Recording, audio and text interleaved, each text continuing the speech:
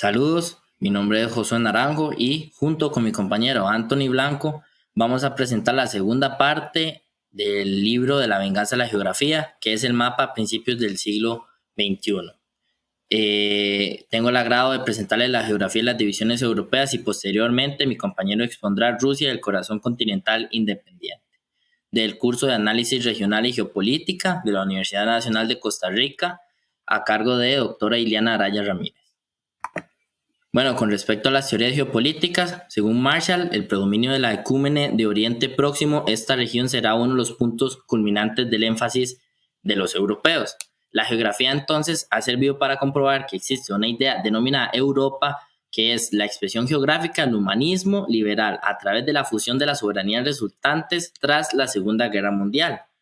Y James Fargreave lo menciona como zonas de presión, también consideradas crucians, que es una zona que se ubicaría entre el Heartland, Moscú, Alemania y Tokio, como estados pequeños que separaban grandes potencias.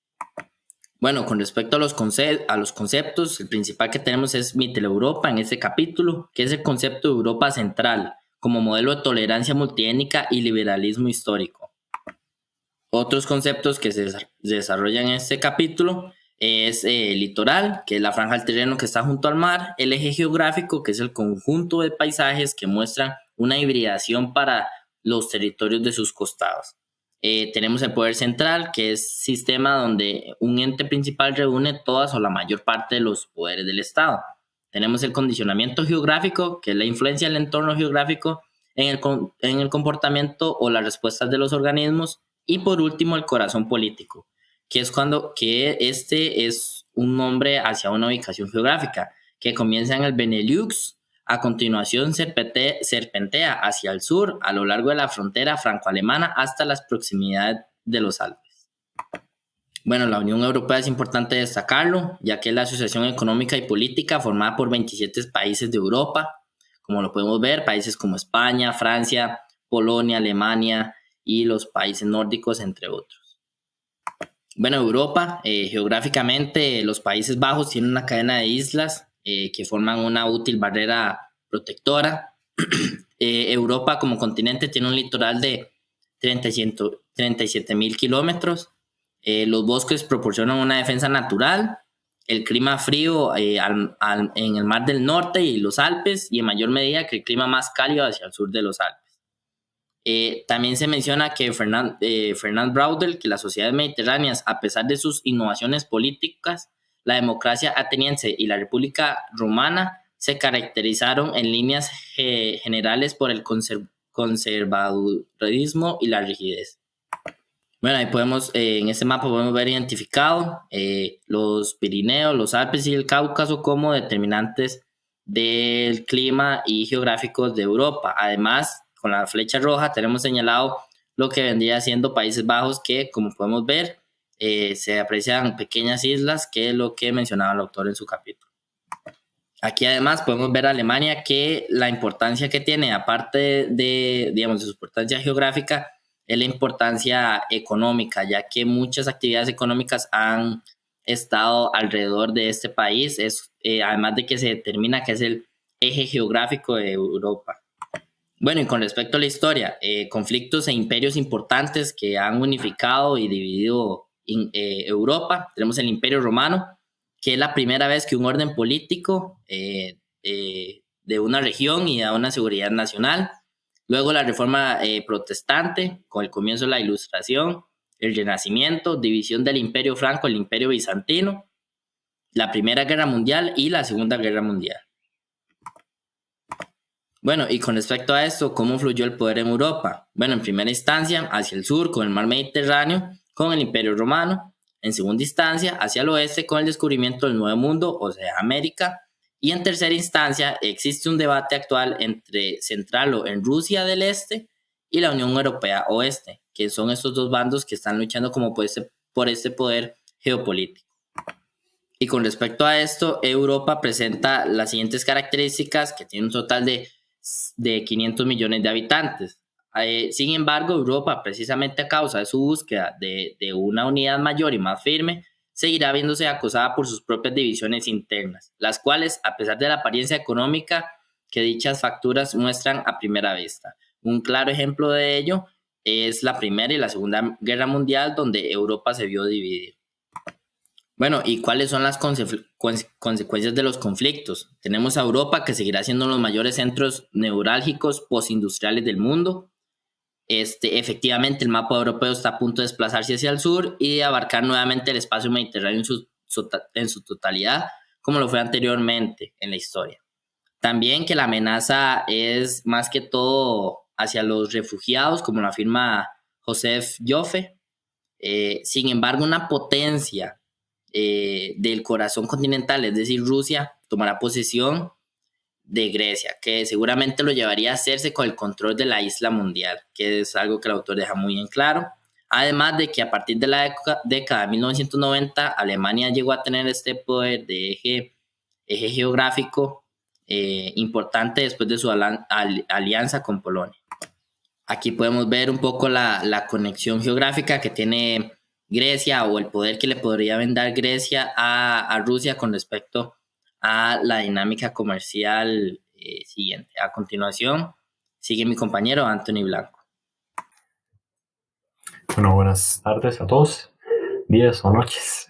Ahora, nuestro capítulo, el que consigue del compañero José, que es el de Rusia y el corazón independiente. Este es el mismo autor, Robert Kaplan. Ahora, la teoría fin que identificamos es la de Mackinder, de Herland, que explica un poco de la hegemonía global. Está o se puede llegar a adaptar con base a un bloque en Asia Central y hacia el norte, la tundra siberiana y demás, lo que abarca, se evoca mucho, y el autor utiliza como ejemplo, Kaplan, la Unión Soviética, cuando fue una potencia mundial, las más grandes que puede haber, y cómo fue que se impuso en ese puesto. Ahora, cuando este pequeño índice conceptual, identificamos estos 4 conceptos base para este tema, que serían el condicionamiento espacial, la barrera geográfica y la climatología. Al final, la diversidad étnica también como un concepto. Entonces, nos surgen unas preguntas, unas interrogantes y también algunas afirmaciones. Por ejemplo, que la diversidad étnica nos explica que tal vez la cantidad de grupos étnicos que conformaban la Unión Soviética, que tenemos pueblos incluso del Asia Central y demás, que conformaban también parte de la URSS, si eso era incompatible con la centralización o un obstáculo para centralizar el poder. Ahora, la climatología, obviamente, el mítico invierno ruso, cómo se puede aprovechar un aspecto tan medioambiental como es el clima, y barrera geográfica, que aquí el autor se hace como un cuestionamiento si las barreras pueden no solo ser geográficas a nivel físico, es decir, ríos, mares o cordilleras montañosas, sino también una barrera geográfica en el ámbito más político, digamos, influencias o puntos calientes de ingreso de migrantes o demás, entonces que esto pueden representar una barrera para la expansión del Estado. Y dentro de todos estos se pueden abarcar como un concepto elemental el condicionamiento espacial, porque al final las naciones tienen que partir de él y es una condicionante a la que no pueden escapar, como están distribuidas en el espacio. Entonces a esto viene el concepto del corazón continental asiático, que fue en los países soviéticos principalmente. Bueno, en cuanto a este concepto, lo quisimos evocar a la guerra de Georgia en 2008. Entonces, aquí tenemos el aspecto de las barreras un poco más políticas, ya que era una región importante porque es en la puerta de entrada al convulso Medio Oriente, a la vez que también, reúne la condición de las montañas del Cáucaso, también se encuentra entre los mares, el Mar Negro, el Caspio. Entonces nos trae este corredor social y político entre Rusia y Anatolia, por ejemplo. Ahora, según Robert Kaplan, Rusia está obligada a aprovechar esta barrera que representa el Cáucaso para poner este límite al Medio Oriente. Entonces, como vemos en este mapa, hay unas regiones separatistas o incluso grupos étnicos que son prorrusos en esta región. Incluso esta fue como también la justificación que utilizó el Kremlin para realizar la invasión en 2008. De Tiflis se llama presidente George Bush. En abril, la Alianza Atlántica dejaba la puerta abierta a su ingreso, pero sin fecha. La prioridad principal para Georgia en política exterior es la integración euroatlántica y ser miembro de pleno derecho de la OTAN. Para conseguir este objetivo, Georgia ha llevado a cabo reformas significativas. En el momento en que Georgia intenta ser miembro de la OTAN y de la Comunidad Euroatlántica, nos vemos forzados a, ¿cómo decirlo?, estar envueltos en un conflicto con Rusia. Los gastos militares se han más que triplicado en el pequeño país caucásico en los últimos años. Con 2.000 soldados era el tercer de Tiflis. Se llama presidente George Bush. Okay. En Como abril, la vemos, Alianza entonces, Atlántica dejaba la este puerta video abierta a su ilustrativo en cuanto ingreso, a una pero nueva sin dimensión, fecha. esa barrera política, este La punto prioridad principal para que Georgia pone en fin política a la influencia exterior rusa y es la integración euroatlántica y ser miembro de pleno derecho de la Tratado del OTAN. Atlántico Norte pueden ser Para conseguir este ajenos al objetivo, enemigo, Georgia ha llevado a llamarlos. cabo reformas significativas. Bien, en cuanto a la climatología, obviamente el factor medioambiental siempre va a ser una condicionante y hay que considerarlo. Por ejemplo, climatología muy adversa, seca, bajas precipitaciones, siempre tienen que ser consideradas más en momentos tan de estrés político como puede ser una guerra o cualquier clase de conflicto o tensiones. También nos habla un poco de que la climatología rusa también le evoca a mantener o cerciorarse de tener cierto grado de influencia en regiones más sureñas, puesto que les sirven para cultivar y hay unos recursos muy distintos de los que hay, por ejemplo, en la tundra siberiana. Bueno, este mapa es de Nat Geo, entonces nos explica muy bien la distribución espacial por colores de etnias muy significativas de la Unión Soviética en este caso. Por ejemplo, que vemos hacia Asia hay una marcada diferencia étnica. Lo que entra en conflicto con la centralización, pero a la vez la riqueza cultural puede llegar a evitar una segregación racial si se lleva a cabo de manera adecuada. Lo que pasa es que, como sabemos, los estados más absolutistas, como fueron Rusia en mucho tiempo durante el periodo de los zares, la represión y el desprecio hacia los grupos considerados más ajenos o no legítimos, como rusos como tales, entonces se vuelven un factor adverso o un obstáculo a vencer, por ejemplo, en este caso. Bueno, aquí entrando de lleno con la teoría de Mackinder del Herling World o del Herling, entonces estos teóricos sitúan a Rusia o esta región como el corazón mundial, entonces es clave para ellos mantener la esfera de influencia o pueden llegar a proyectarse para mantener esta balanza de poder mundial. Por ejemplo, este pequeño gráfico explica cómo las regiones limítrofes como lo es el Cáucaso, los países como Georgia, tienen que realizar una fuerte inversión armamentística para mantenerse en este panorama, ya que tienen un enemigo poderoso muy cerca. Casi que son limítrofes prácticamente, por ejemplo.